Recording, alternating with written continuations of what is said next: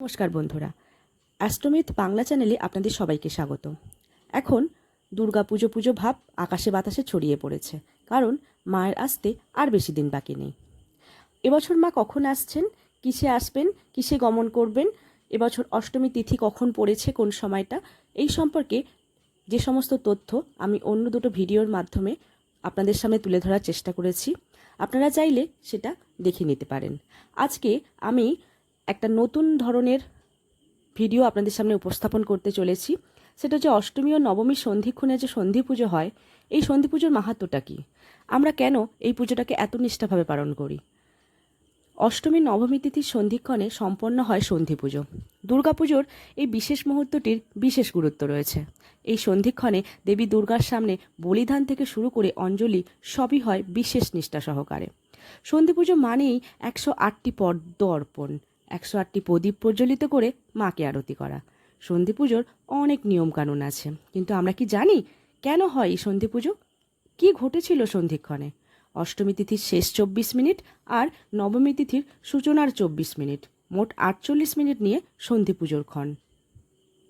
দুর্গাপুজোর মধ্যে এই ক্ষণটিকে বিশেষ তাৎপর্যপূর্ণ বলে মনে করা হয়।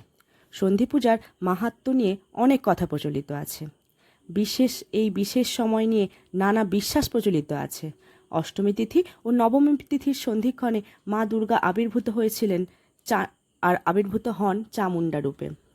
পুরাণ মতে এই সন্ধি পুজোর সন্ধিক্ষণে চণ্ড ও মুণ্ড নামে দুই ভয়ঙ্কর শক্তিশালী অসুরকে বধ করেছিলেন মা দুর্গা।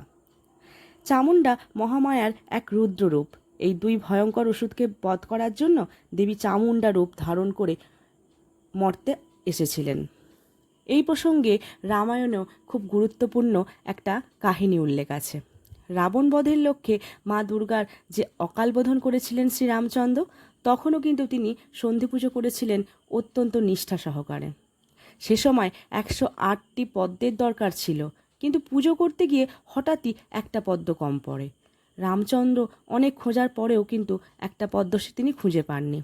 তখন মায়ের পুজো এদিকে নির্দিষ্ট তিথির মধ্যেই সম্পন্ন করতে হবে, সময় চলে যাচ্ছে, তাই রামচন্দ্র নিজের কমল লোচন অর্থাৎ নিজের চক্ষুকে তীর দিয়ে উপড়ে নিয়ে মাকে নিবেদন করতে উদ্যত হয়েছিলেন। ঠিক তখনই মা স্বয়ং আবির্ভূতা হয়েছিলেন এবং তাকে থামিয়েছিলেন। মনে করা হয় সন্ধি পুজোয় যে চণ্ডমুণ্ডের কথা বলা হয়, যারা ভয়ঙ্কর অসুর বলে কথিত আছে, সেটা আসলে মানুষের অন্তরের যে আসুরিক প্রবৃত্তি সেটাকেই বলা হয়। আর সেই আসুরিক প্রবৃত্তি যাতে আমরা দূরে সরিয়ে রাখতে পারি, দেবীকে শুদ্ধ মনে আরাধনা করতে পারি, সেই জন্যই এই সন্ধি পুজোয় অংশগ্রহণ করতে বলা হয়। আর এই সন্ধি পুজোর উদ্দেশ্য হলো সেটাই। দুর্গাপুজোর অন্যতম বিশেষ পর্ব এই সন্ধি পূজা। অষ্টমী আর নবমী সন্ধিক্ষণ বা মহেন্দ্রক্ষণে যেহেতু এই পূজা হয়, তাই এই পূজার নাম হয় সন্ধি পূজা। এই বছর সন্ধি পুজোর বিভিন্ন মত অনুযায়ী বিভিন্ন তিথিকে বলা হয়েছে। কোনো কোনো পঞ্জিকায় বলা আছে এই 2024 সালে সন্ধি পুজো 10ই অক্টোবর 2024 রাত্রি 11:12 থেকে 11ই অক্টোবর রাত্রি 12টা পর্যন্ত এই 48 মিনিট এই সন্ধি পুজোর তিথি।